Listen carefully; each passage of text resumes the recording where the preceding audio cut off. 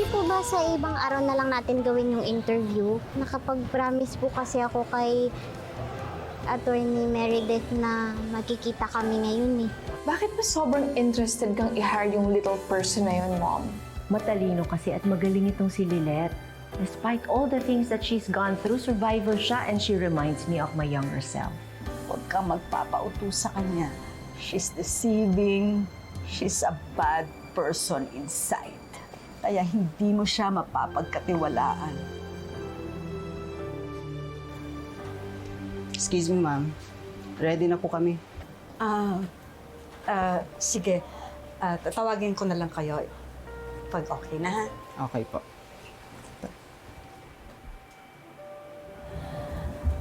I want you to turn down the job offer of Meredith. Kung ang concern mo ay ang career mo o ang future mo, don't worry.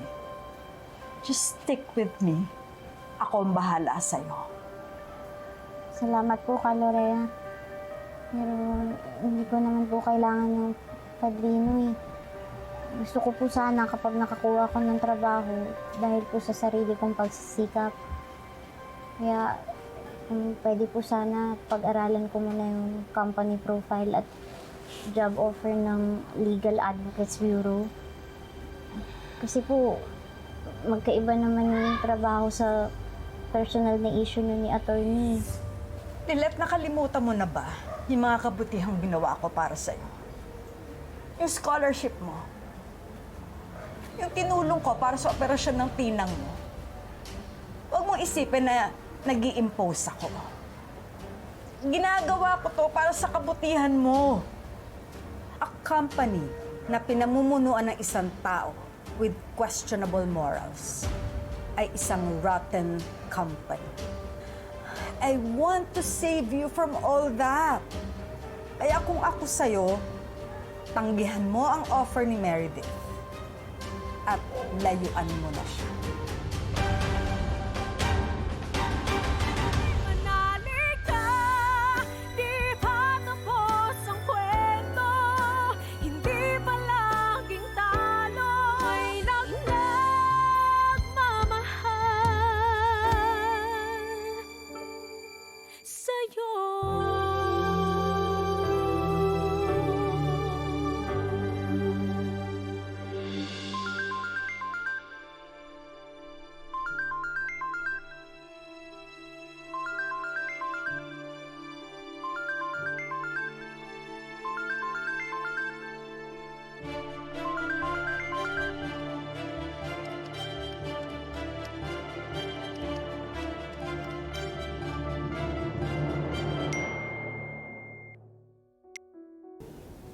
Sorry po, Attorney Meredith.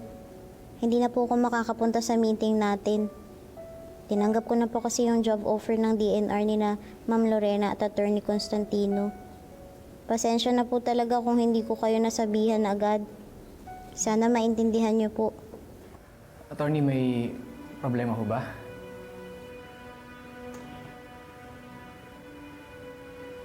Let me guess, Mom. Ginost ka na nung Lilette na yun, no? Huwag na tayo maghintay dahil wala nang darating. At siguro, nasilaw na siya sa offer ng DNR law. With all due respect po, Attorney, kilala ko po si Lilette at hindi po siya makasariling tao. Baka naman may matinding dahilan kaya niya pinili ang DNR. I don't care. Kung magaling at matalinong tao si Lilette, hindi siya magtatrabaho kina Constantino at Lorena na dalawang mga makasarili at manggagamit na mga tao. Kung ayaw niya sa akin, di ayaw ko rin sa kanya. Excuse me.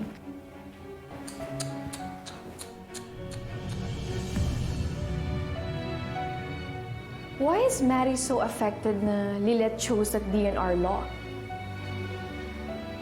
I will take care of Meredith, if that's okay with you, AA. Make sure that Mary is okay, Tito. I'll be fine. And besides, Attorney Bonnie is here.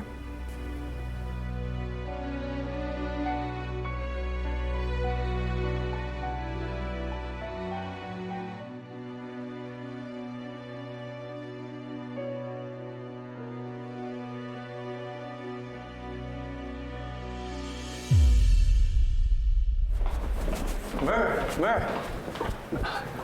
What happened back there? Really so affected sa ginawa ni Lilith?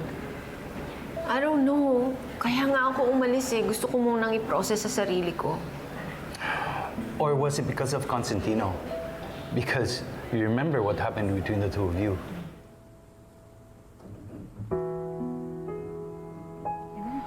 Sige. See you tomorrow.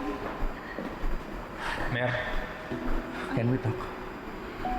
Kung sa mamadali ako eh. Mer, sandali lang, please.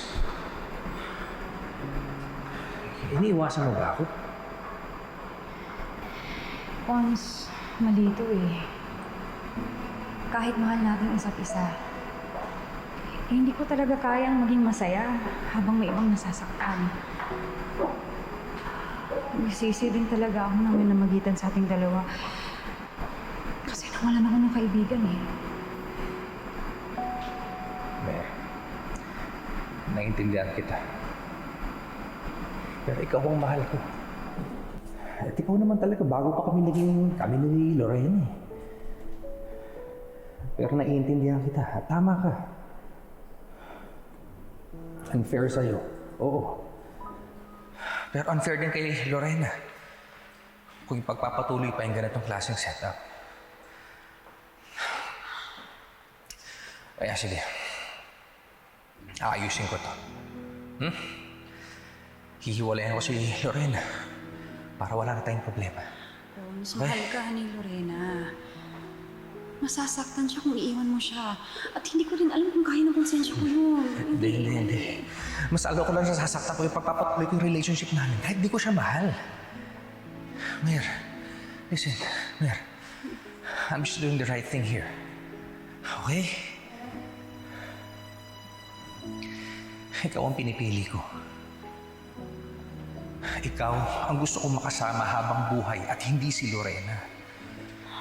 Kaya sana naman, huwag mo na akong iwasan. Hindi naman kasalanan nagmamahalan tayong dalawa, di ba? Please.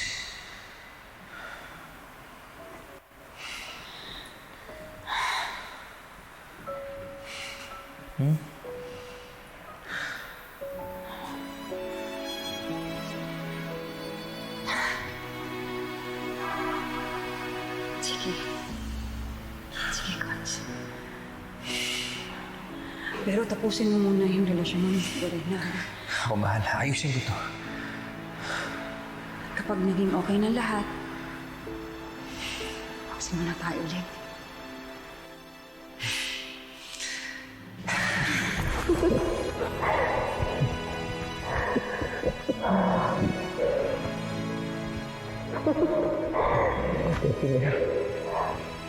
Ayusin ko to,